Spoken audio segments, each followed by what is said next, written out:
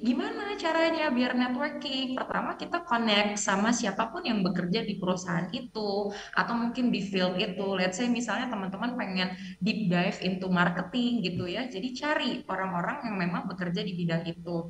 And kita bisa send them a DM gitu ya. Mhm. Mungkin kalau misalnya yang kedua adalah networkingnya dengan asking for like general chit chat juga bisa. Jadi kita misalnya kita bisa ikut networking event, kita bisa tanya kan teman-teman kita yang mungkin udah bekerja gitu. Mhm. Nah, terus selain itu apalagi? Mungkin teman-teman bisa ikut kegiatan yang volunteering gitu. Jadi volunteering itu misalnya kegiatan yang memang ada contohnya, misalnya kalau mengajar ya di dunia pendidikan ada yang namanya Indonesia Mengajar gitu Mhm. kan. Itu kan akan meningkatkan value diri kita.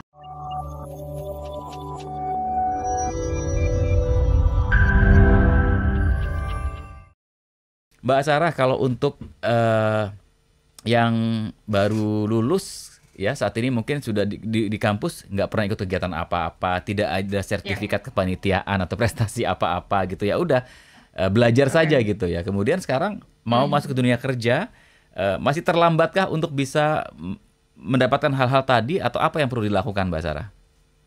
Oke, sebenarnya terlambat enggak ya Mas Hmm. Yudi ya gitu. Jadi buat teman-teman yang fresh graduate tapi di kuliah kayaknya nggak ikut apa-apa, sebenarnya nggak terlambat sama sekali Mhm. gitu. Jadi apa sih yang bisa dilakukan? Satu adalah networking. Oke. Kita punya banyak banget platform kayak LinkedIn atau mungkin kita bisa pakai social media kita juga ya gitu. Jadi LinkedIn itu penting banget gitu teman-teman fresh graduate untuk pakai gitu ya supaya kita bisa networking dengan orang-orang yang bekerja di field tempat kerja kita Mhm. gitu. Jadi gimana caranya biar networking? Pertama kita connect sama siapapun yang bekerja di perusahaan itu atau mungkin di field itu. Let's say misalnya teman-teman pengen deep dive into marketing gitu ya. Jadi cari orang-orang yang memang bekerja di bidang itu.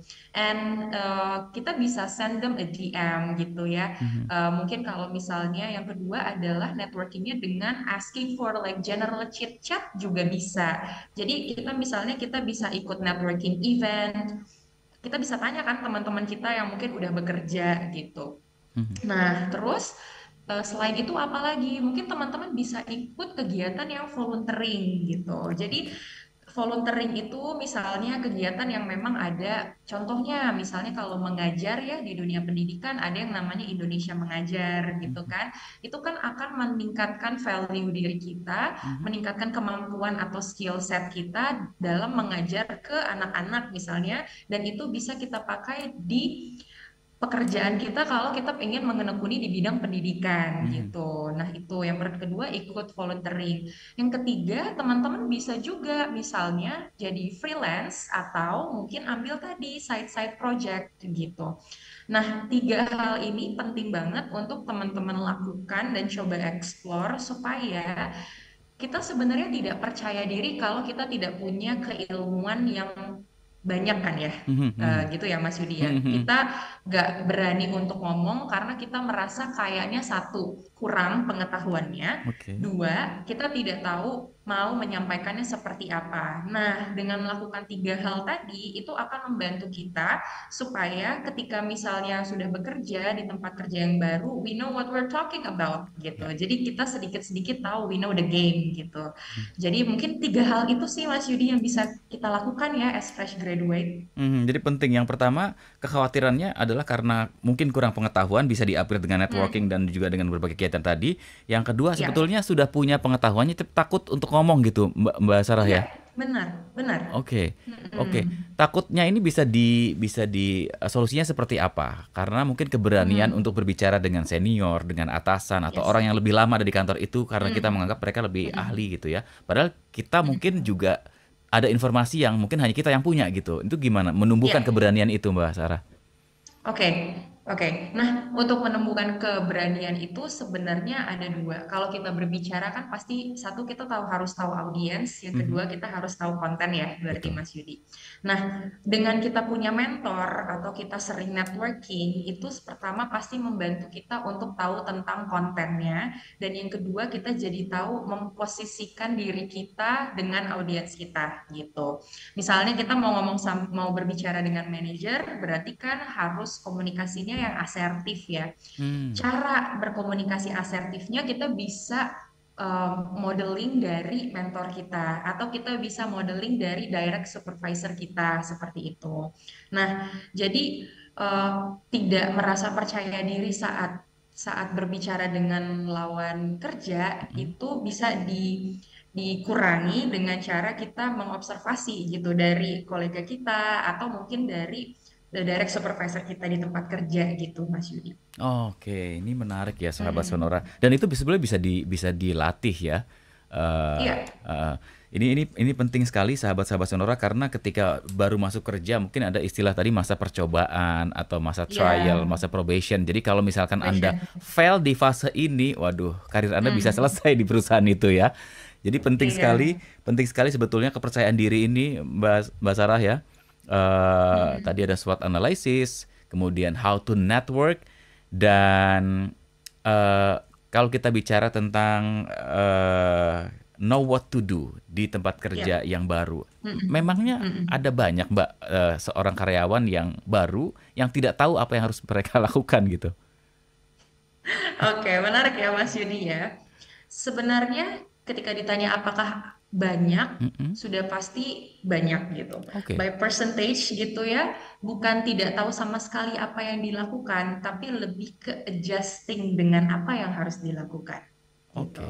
Jadi sebenarnya yang paling penting oleh fresh graduate adalah pastikan sebelum dengan rangkaian seleksi di Mm-mm. interview, pastikan kita sudah mencari tahu ya, company ini backgroundnya di bidang apa, Mhm. lalu nanti direct supervisor saya siapa, lalu nanti role yang akan saya jalankan itu role apa. Pastikan tiga hal itu sudah kita cari tahu. Mhm. Tapi technicalitiesnya itu kan butuh ada yang namanya work adjustment ya, Mas Yudi gitu. Mhm. Jadi dengan kita menyesuaikan diri, disitulah terkadang rasanya kita tidak tahu apa yang kita kerjakan gitu. Ya, Oke. itu adalah perasaan yang sebenarnya sangat wajar. Kenapa? Oh. Karena kita orang baru pertama itu, Mhm. dan yang kedua tempat kita bekerja pasti punya sistem bekerja gitu. Hmm. Dan yang membuat kita butuh waktu untuk adjustment. Nah, itulah probation sebenarnya Mhm. gitu. Jadi it's a common feeling Mhm. gitu dan sangat wajar untuk untuk merasakan keanehan atau merasakan kok kayaknya saya seperti gak tahu apa-apa ya di pekerjaan ini Mhm. gitu. Mhm. Iya, kemudian itu yang membuat rasa percaya diri jadi turun gitu, Turun, Mbak. Apalagi benar. dihadapkan pada sudah mulai langsung dihadapkan pada target, beban kerja dan lain Yes. sebagainya gitu. Karena ada perusahaan Mm-mm. yang memang membekali karyawan baru dengan training yang cukup komprehensif, ada Ya, atau yang orientasi ya. ada yang Mm-mm. ya udah dicemplungin aja gitu, learning by doing gitu. Betul, betul, Jadi kalau betul. ibarat renang itu langsung dicemplungin ke kolam, Dan simplifikan ke laut. mau tenggelam mau itu ya silahkan survive sendiri. Nah, ini Ya. ini kan karena mental setiap orang kan beda-beda, Mbak. Ada yang bisa cepat menyesuaikan diri, ya adjustmentnya Mm-mm. gitu. Ada yang Mm-mm. lambat. Ini Mm-mm. apakah ini kemudian bisa disiasati? Karena mungkin perusahaan akan melihat bahwa yang paling cepat ya otomatis berarti dia akan lebih prefer untuk direkrut misalnya atau sebagai permanent worker gitu ya dibanding yang lambat gitu, Mbak. Mm-mm. Mm-mm. Supaya cepat. Oke. Supaya cepat dengan adjustment ya, Mas Hmm. Yudi ya. Menarik banget. Sebenarnya kalau untuk adjustment supaya cepat, itu salah satu caranya adalah kita mengobservasi rekan-rekan kerja kita Mhm. atau teman-teman kita fresh graduate yang lain Mhm. yang sepertinya mereka sudah sangat yakin atau sudah sangat menyenangi pekerjaan mereka saat ini. Oke. Apa yang kita observasi? Pertama adalah mannerisms-nya. Gimana sih cara mereka berinteraksi dengan koleganya? Mhm. Gimana sih cara mereka berinteraksi dengan direct supervisor-nya? Mhm. Dan terkadang itu yang kita sebagai fresh graduate lupa bahwa di awal kita harus yang kedua set expectation as realistic as possible gitu Mas Hmm, Yudi, mhm, bahwa kalau kita baru masuk berarti kita harus punya goals yang spesifik dan detail dan realistis supaya kita bisa mengira-ngira kemampuan kita seberapa. Itu tadi self esteem.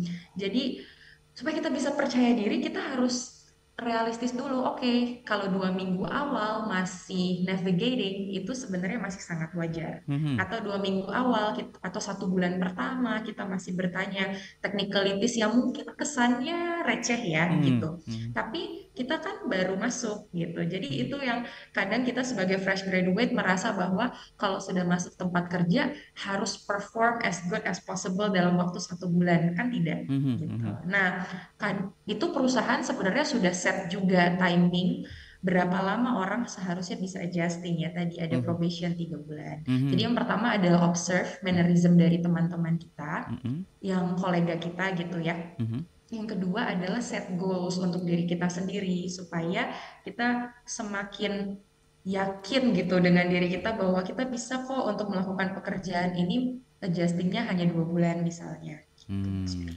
Gimana sahabat Sonora, untuk Anda nih para fresh graduate ya, mudah-mudahan membantu nih, ini sangat membantu sekali ini apa yang disampaikan oleh Mbak Sarah ya, supaya survive, Anda lolos probation, kemudian akhirnya bisa menjadi bagian tim yang lebih apa ya, lebih trusted, nggak dianggap anak bawang lagi gitu ya, Mbak Sarah ya.